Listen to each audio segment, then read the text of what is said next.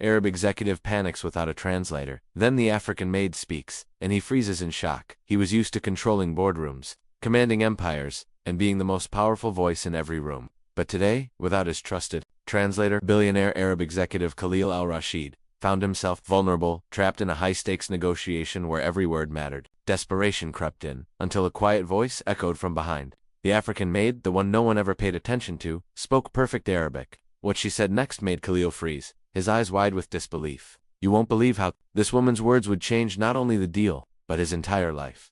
Before we begin, make sure to subscribe to the channel, like this video, and turn on notifications. This helps us bring more inspiring and unexpected stories like this one to you every day. The early morning sunlight filtered through the massive glass windows of the Al Jazeera Finance Tower in Casablanca, casting golden lines across the marble floors. The executive meeting room on the 42nd floor was filled with tension. Suits rustled, phones buzzed, laptops clicked, and in the middle of it all stood Khalil al-Rashid, heir to the al-Rashid conglomerate and one of the most powerful Arab executives of his generation. At 42, Khalil had built a reputation as a master negotiator, known for his calm precision and, more importantly, his command of detail. Fluent in English and French, but fiercely proud of his native Arabic, Khalil had always relied on Tariq, his translator and cultural liaison, to be by his side for international discussions, especially when facing representatives who didn't speak Arabic. That translator was his bridge to understanding, his shield of power.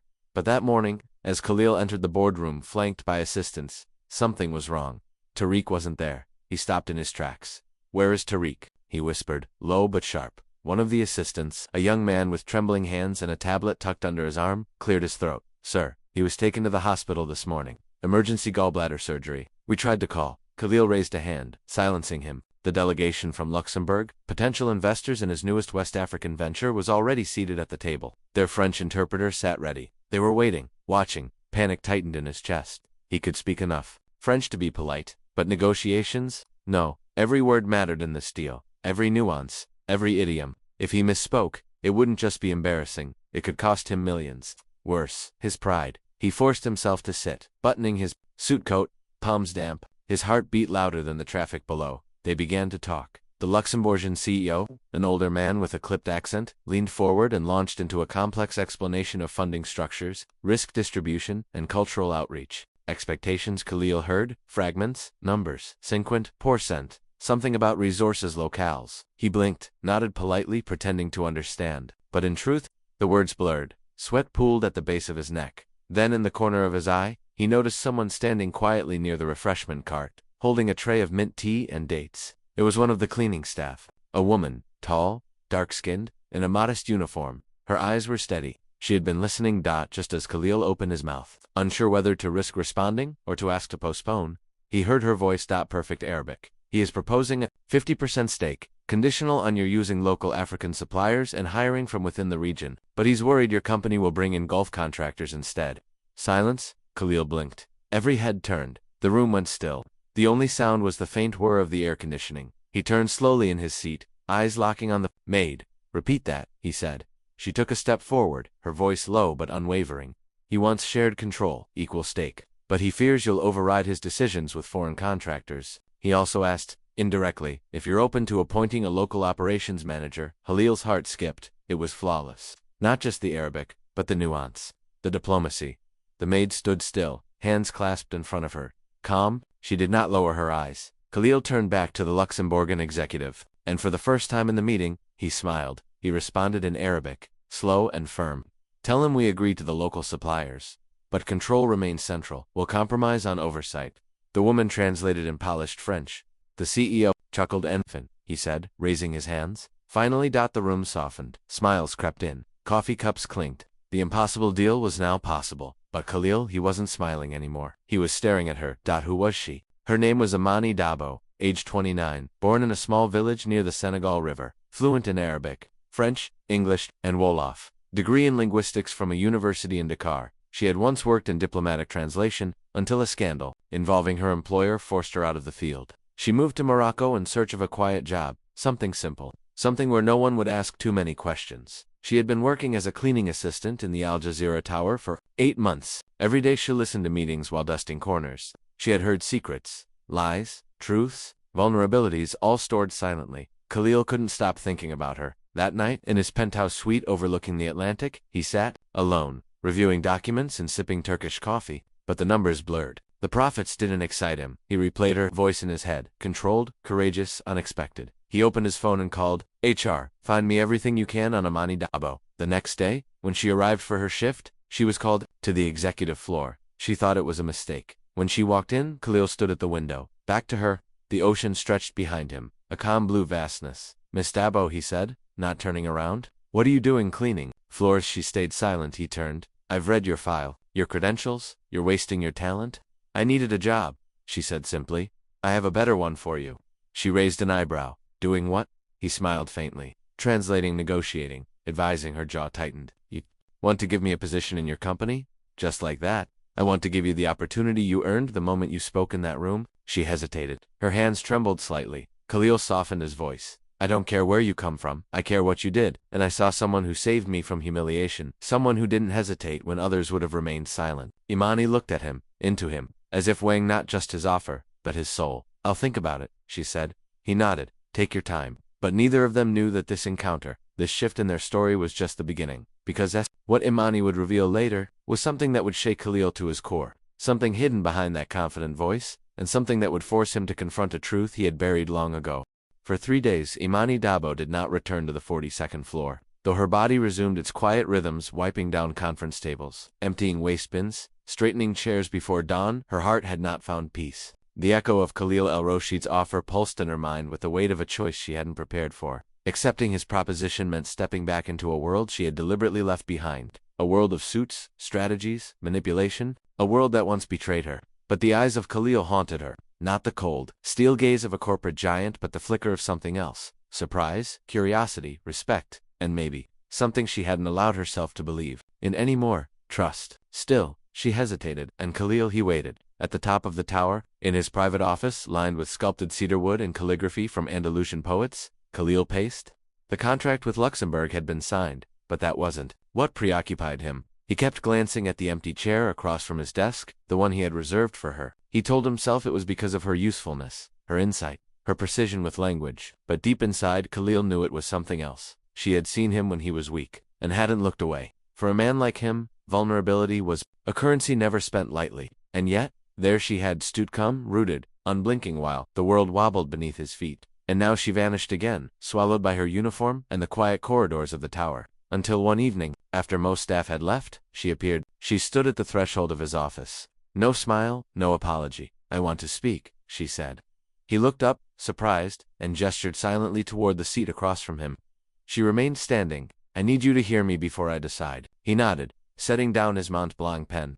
I wasn't always invisible, Mr. Al-Rashid. Call me Khalil, he interrupted softly. She continued, unfazed. I worked for the Ministry of Culture in Dakar. I was one of the youngest interpreters ever hired. I spoke at embassies, led negotiations between UN representatives and tribal leaders. My voice mattered. Clearly, he said. She ignored the compliment. But 2 years ago, I made a mistake. I uncovered a bribery network, ministers using language access grants to fund private villas abroad. I submitted a report to my superior and he silenced you, Khalil guessed. She looked away. He disappeared the report, then accused me of misappropriation.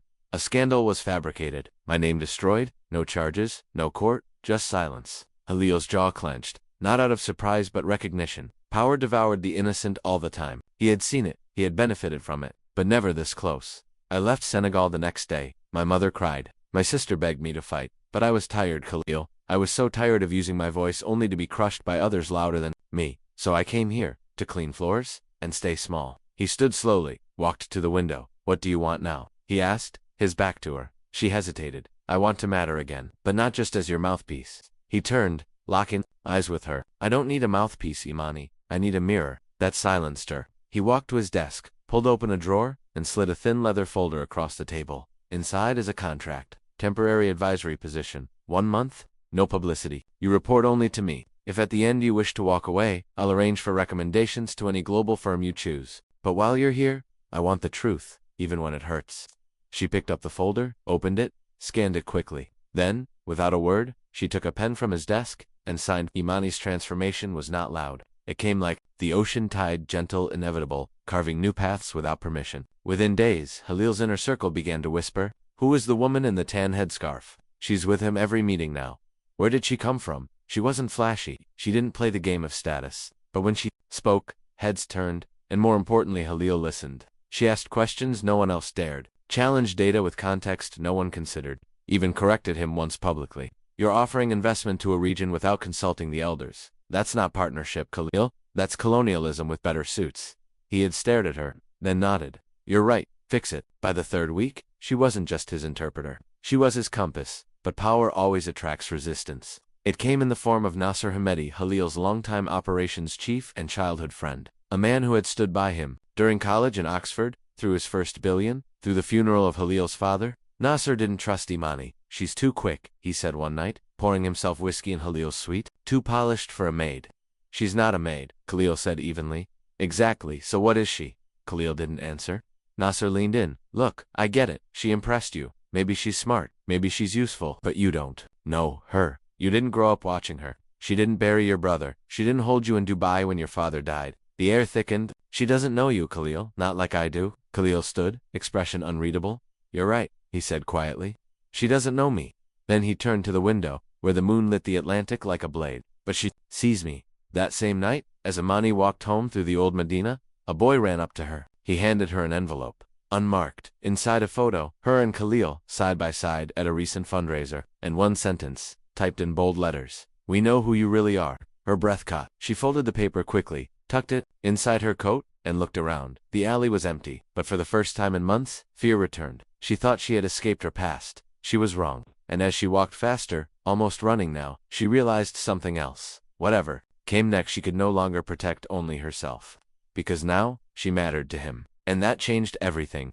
The next morning, Imani stood in front of the mirror in her small apartment near Derbgalif. The air was heavy with the smell of dust and jasmine. Her fingers trembled slightly as she adjusted the soft tan scarf around her head, the same one she had worn the day Khalil first heard her voice. The scarf had become a symbol now, not of submission, but of resilience.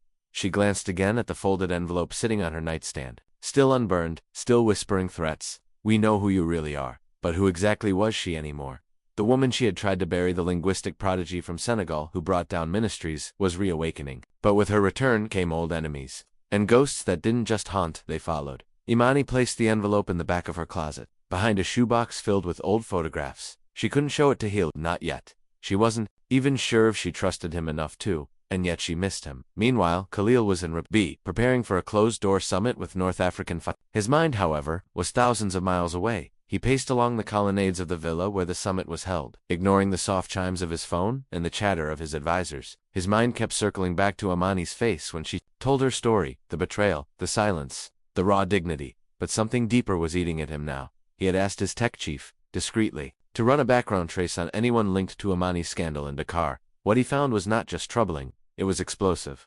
That evening he locked himself in his room, drew the heavy curtains, and opened the encrypted file on his laptop. The screen glowed with names, dates, government logos, and one name repeated across several buried communications. Haidara Alfad, his father's former business partner, a man who had vanished from Halil's life decades ago, a man he had once called Uncle Haidara, and a man who, apparently, was at the center of the Senegal corruption ring that destroyed Imani's career. Khalil leaned back in his chair, thunderstruck. Could it be that her downfall wasn't just an accident, but a deliberate silencing orchestrated by one of his family's allies? He stared at the screen, his heart thudding, and then he made a decision that would change everything. Imani had just finished translating a set of reports in Halil's Casablanca office when the door opened, and there he was.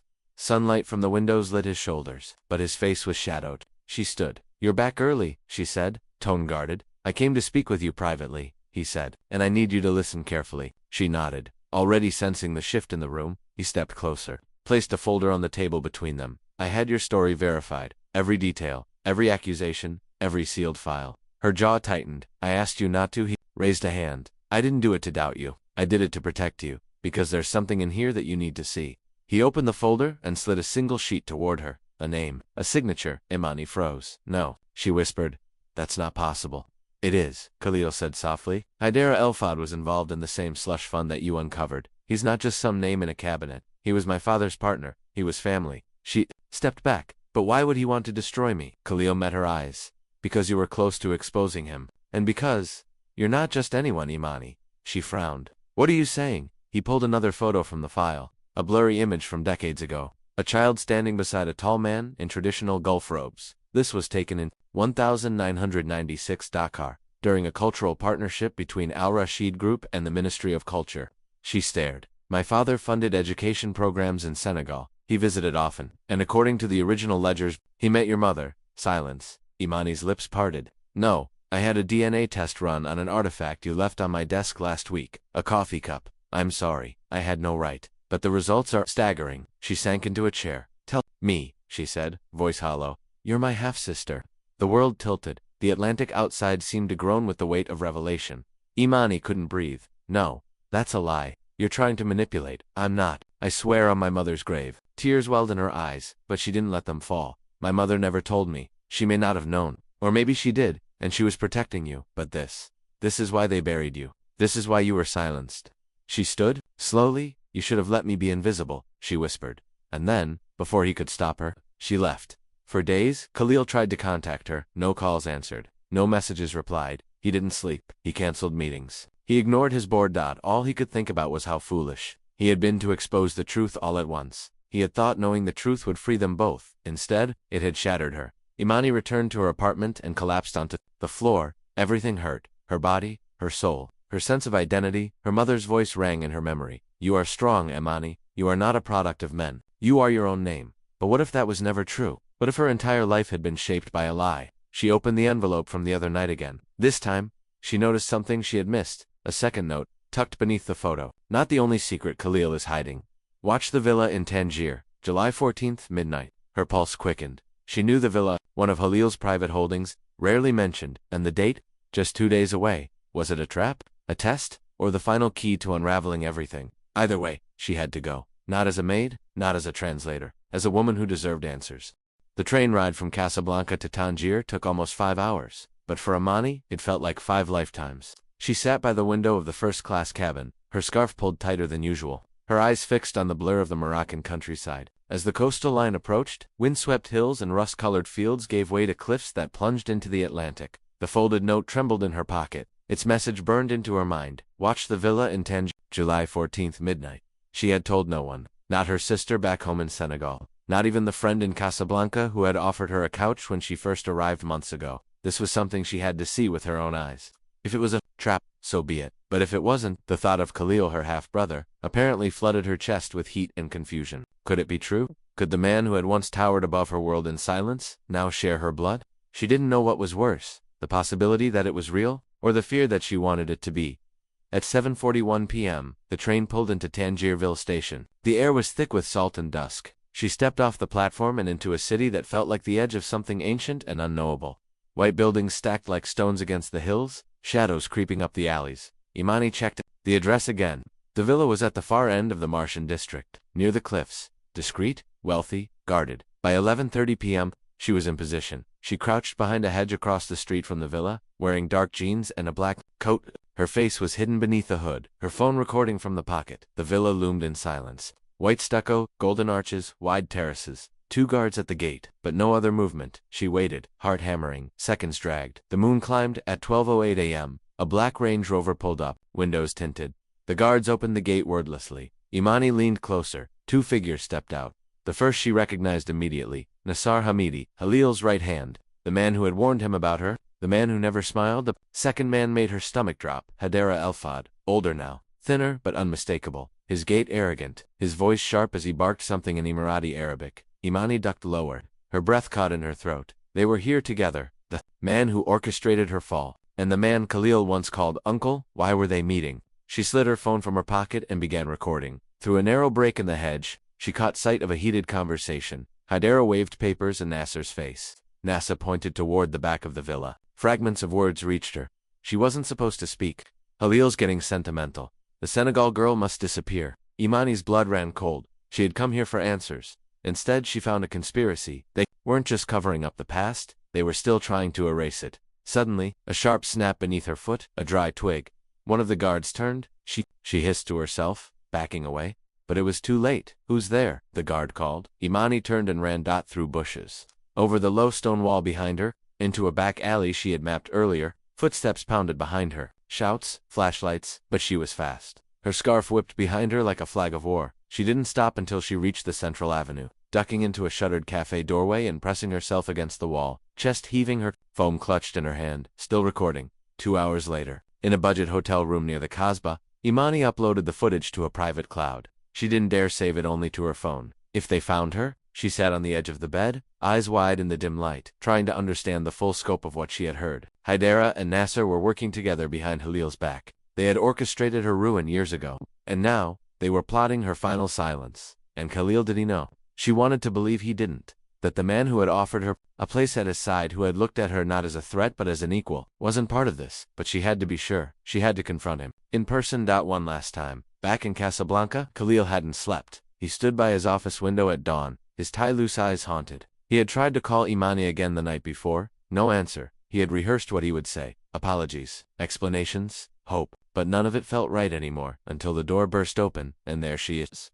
Windblown, pale eyes blazing. He stepped back instinctively. Imani, don't speak, she said, voice sharp. She walked up to his desk and slammed her phone down. Screen still lit. Press play. He did. The voices from the villa filled the air. Haidara, Nasser, the plan to erase her, the betrayal, every sentence a dagger. When it ended, Khalil sat slowly, as if the wind had been knocked from his chest. My God, he whispered. So you didn't know? She asked, arms crossed. He shook his head slowly. I trusted Nasser with everything. With my life, and I thought he vanished after my father died. Imani stared at him. They're planning to remove me. They won't succeed, Khalil said, standing. You don't understand, she shot back. They already did once. I lost my country, my name. I won't let them take anything else. His voice deepened. They won't. Silence. He walked to her slowly. I know I violated your trust when I looked into your past. I wanted to help, but I didn't ask your permission. I'm sorry. She didn't respond, he continued. But now, we fight together. You're not alone anymore. She looked up at him. And if I am your sister? He smiled sadly. Then I am proud. Her eyes filled with tears. Even after all this. Especially after all this. And then, gently, she leaned forward, not to embrace, not to collapse, but to let her forehead rest against his, a gesture older than blood, of respect, of unity, of shared war. From that day forward, Khalil and Imani became inseparable, not just in meetings, but in purpose. The boardroom shifted. Whispers became rumors. Rumors became headlines, and behind the scenes, they built a plan to expose Haidara, to cut Nasser off, to reclaim her name, and in the process, to build something new, not just a business, but a legacy based on truth. But Haidara wouldn't fall easily, and Nasser had more secrets yet to reveal. The war was only beginning, but now, they weren't fighting alone. Casablanca awoke under a bruised sky. For Khalil al-Rashid, it was no ordinary morning. As the call to prayer drifted faintly across the city's rooftops, he stood barefoot on the balcony of his penthouse, staring at the lights below, his heart pounding with a mixture of fear and finality. Everything had changed. Just days ago, he was a billionaire executive surrounded by calculated loyalties and carefully measured decisions. Now, he was preparing to expose the two men who had shaped his rise to power and nearly destroyed the only woman who ever truly saw him. Imani had been clear. She didn't want revenge. She wanted the truth, and Khalil wanted both. They had spent the last 48 hours building their strategy like a war map, every document gathered, every voice recording verified, every asset moved. Khalil had even gone so far as to call his cousin in Qatar, an IT magnate with ties to global media outlets. If they succeeded, Haidara al-Fad would be publicly linked to decades of corruption, cross-border bribery, and targeted silencing of whistleblowers. But Nasser Hamidi, he would be the true heartbreak, because he wasn't just Halil's oldest friend, he was family. The office was unusually quiet that day. Khalil and Imani arrived together, drawing stares from the secretaries and interns who had learned to fear the silence of the elevator that carried their boss. But something about the way they walked, side by side, calm, deliberate, sent a different kind of signal. They weren't hiding anymore. Khalil summoned the board. It was a surprise meeting, no agenda, no warning. 10 men and 3 women in expensive suits filed into the executive conference room, murmuring among themselves. Nasser was last to enter, coffee in hand, expression unreadable. He took his usual seat to Halil's right. Halil didn't greet him. Imani stood behind Halil's chair, silent, composed. Her eyes never left Nasser. Halil rose. Thank you for coming on short notice. This will be brief. The room fell quiet. I've come into possession of information that directly impacts the integrity of our operations. Evidence of deliberate manipulation, fraud, and collusion with a known criminal. Haidara al-Fad gasps. A pen clattered. To the floor. Nasser's jaw tightened. I'll be presenting the evidence now, Khalil said, nodding to Imani. She stepped forward and connected her phone to the projector. Images appeared. Ledgers, wire transfers, audio clips. Screenshots of the villa in Tangier, Voice recordings? Haidara's voice? Nasser's. A chill swept the room. Nasser stood abruptly. This is madness, he spat. Fabricated. Taken out of context. No, Khalil interrupted. It's over. You ungrateful little. Nasser started, but stopped when Imani stepped forward, eyes blazing. I was the one you tried to silence. You failed once, you'll fail again. The silence that followed wasn't tense. It was absolute. The board voted unanimously to suspend Nasser, pending full investigation. He didn't look at Khalil as he left the room. He didn't look at Imani. He didn't speak, but his silence was a storm waiting to break. That night, Khalil and Imani stood in his office, watching the press conference unfold on TV.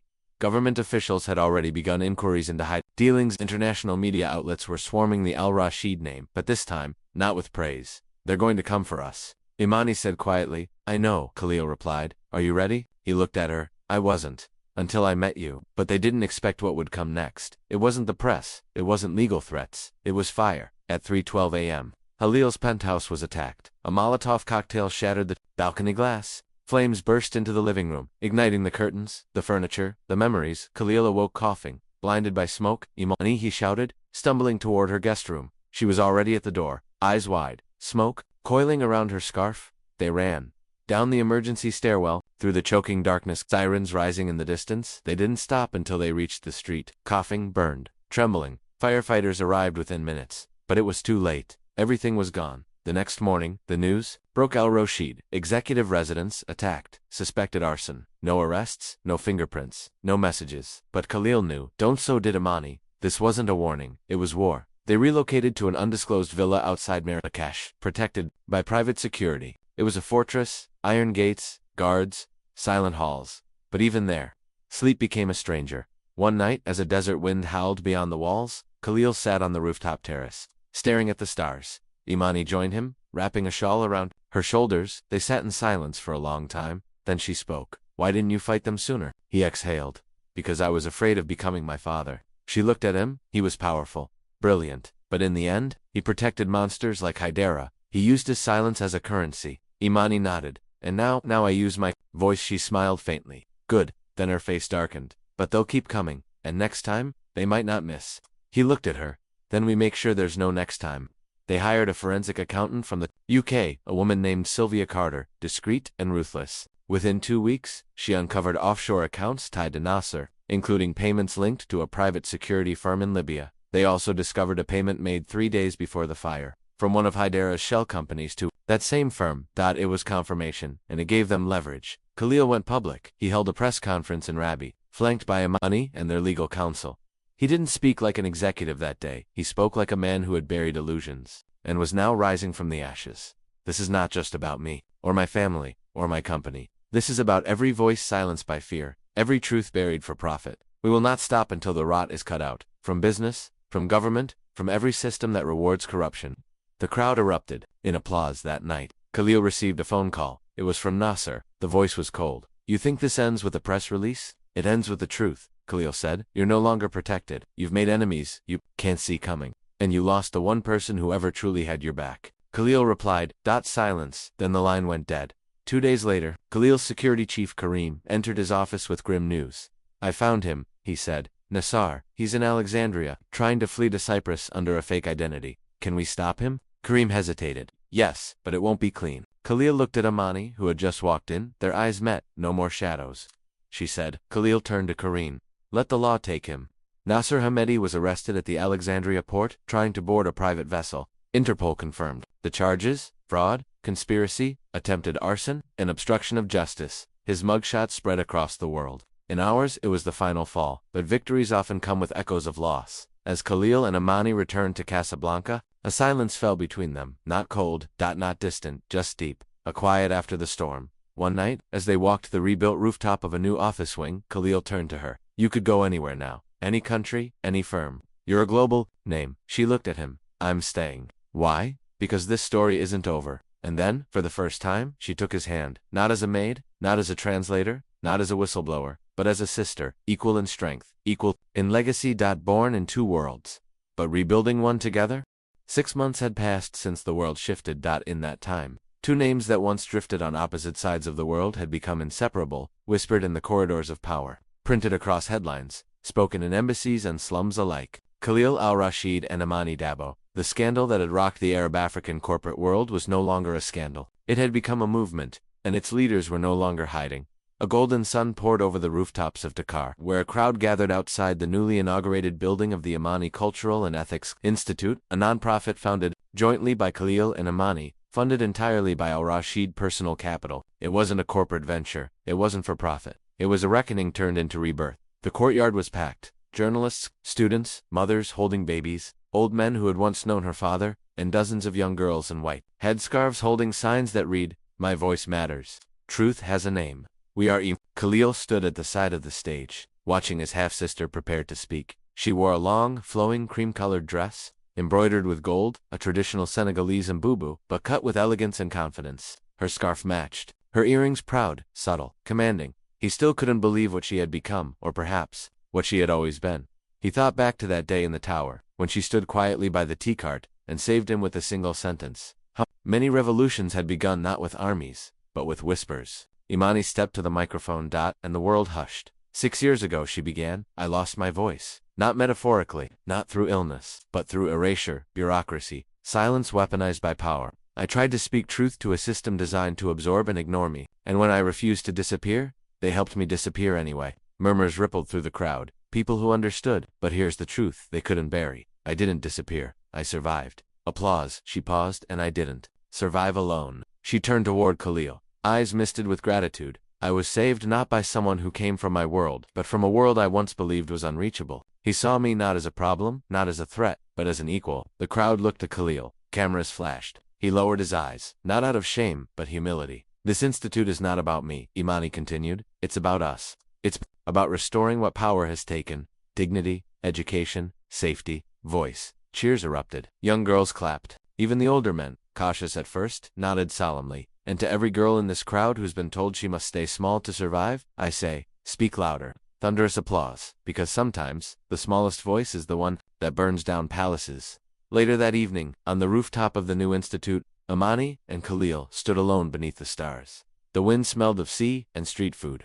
The hum of Dakar's night rhythm pulsed below. She sipped mint tea. Quiet? He leaned against the railing. You didn't tell them the whole story, he said gently. No, she replied, because that part belongs to me. To us. He nodded. She turned to him. Do you ever wonder what would have happened if Tariq hadn't gotten sick that morning? He chuckled. Every day. If he'd been there, you never would have. Heard me, I might have still noticed you. No, you wouldn't have. You would have done what every man in your position had done for years. Overlooked me. He didn't argue. Because she was right, but you didn't. She added, not really. Silence stretched between them. I want to ask you something, Khalil said finally. Ask if we had met differently, without blood, without betrayal. Do you think we would have still connected? She smiled sadly. Maybe not. Why? Because I needed to be broken to find my voice. And you needed to be exposed to find your heart.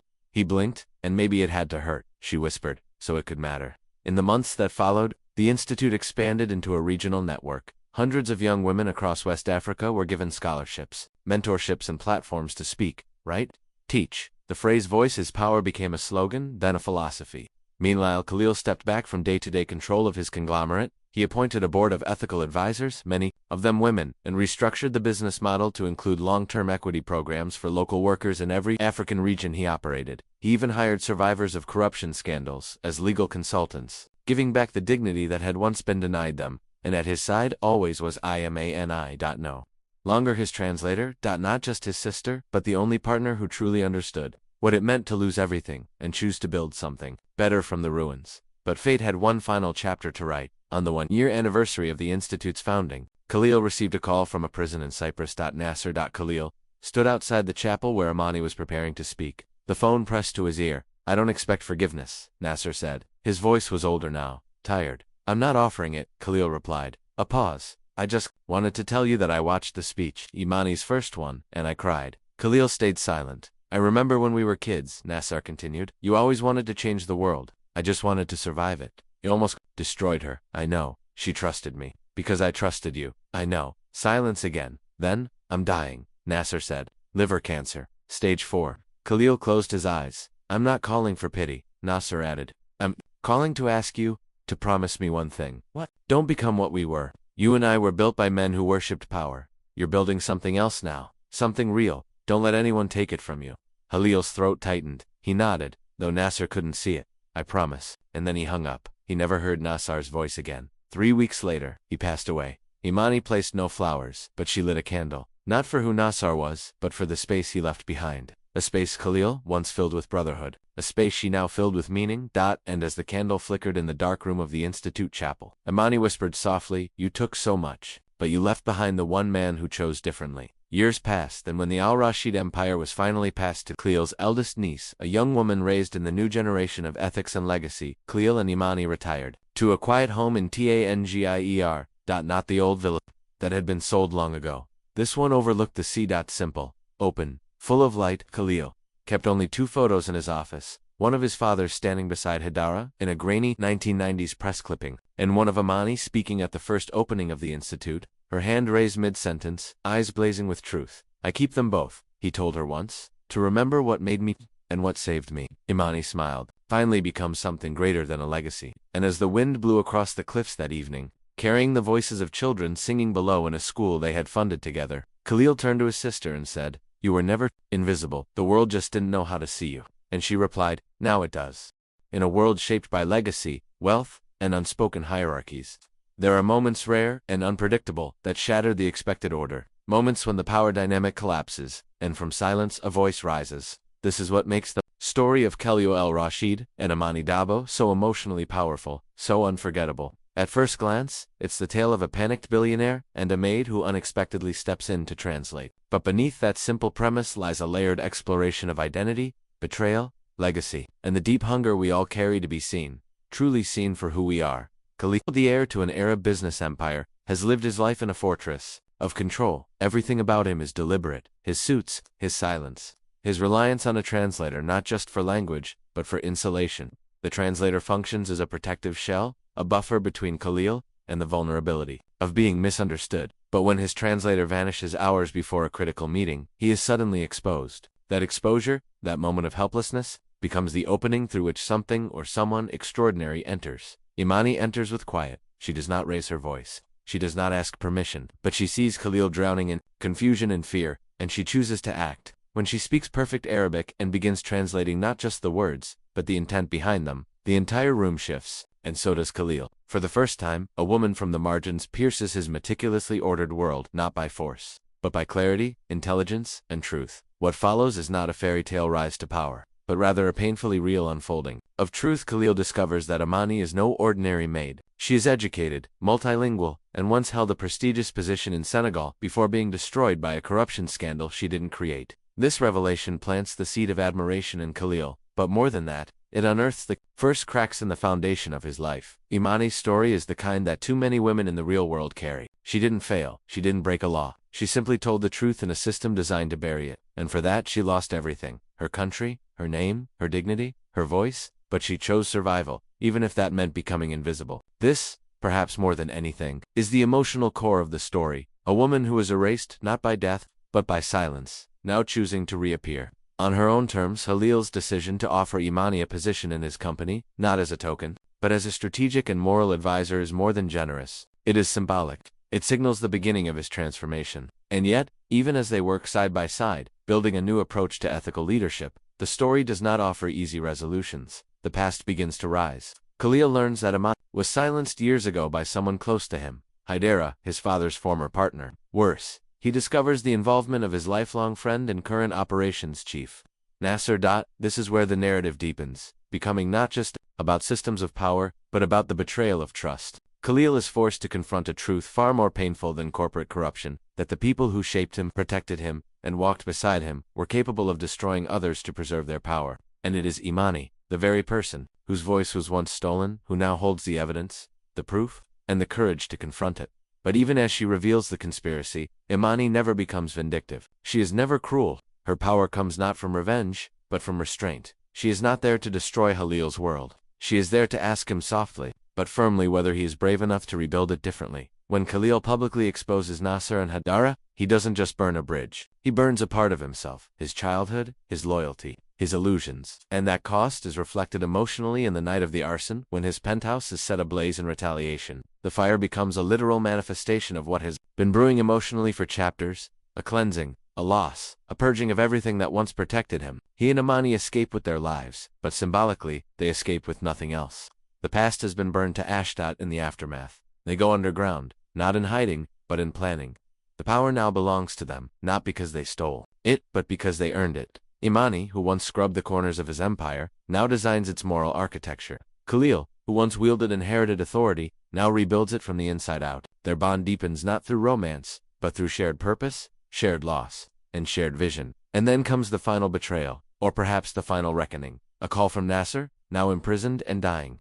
This moment, in many stories, would be designed for revenge or closure. But this story is braver than that. Nasser's voice on the line is not begging for forgiveness. It's warning Khalil not to fall back into the same patterns. To remember that power, unchecked, always corrupts. In that final conversation, Khalil is not asked to forget. He is asked to evolve. The decision to not avenge, but to transform, is the most courageous act of the entire story, and it belongs to both of them. In the final chapter, the emotional resolution arrives not with applause, but with legacy. The institute in Dakar funded by Khalil, named after Imani, becomes the living symbol of everything they have survived and everything they now stand for. Girls holding signs that say "My voice matters" reflect not just Imani's story, but the universal story of silenced people everywhere, reclaiming space. Khalil, once the distant executive with immaculate suits and polished silence, now watches. From the side humbled, he no longer needs to command. He bears witness. The emotional beauty of this ending is that no one is made perfect. Khalil still carries his father's shadow. Imani still carries scars that no award or institute can erase. But together, they become something powerful. Proof that even the most broken stories can be rewritten, not by forgetting the pain, but by walking through it and choosing differently. What makes this story linger in the heart long after it ends is its refusal to be convenient.